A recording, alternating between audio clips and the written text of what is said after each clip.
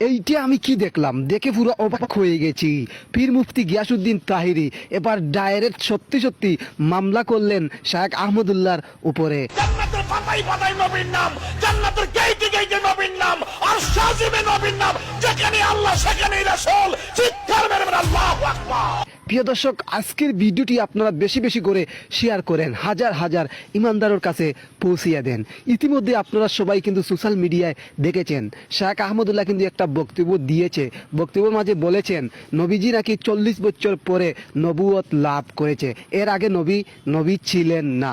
এই জন্য পীর মুফতি গিয়াসউদ্দিন তাহির হুজুর রেগে গিয়ে বলেছিল যে আর 40 ঘন্টার ভিতরে যদি শায়েখ আহমদুল্লাহ জি ক্ষমা না চায় তাহির হুজুর মামলা করবেন। এবার ডাইরেক্ট শত জল্পনা কল্পনার পরে পীর মুফতি গিয়াসউদ্দিন তাহির হুজুর ডাইরেক্ট মামলা করলেন শায়েখ আহমদুল্লাহর উপরে। প্রিয় দর্শক, ইতিমধ্যে আপনারা সবাই আমার পেজে দেখেছেন আমাদের আহলে সুন্নাত ওয়াল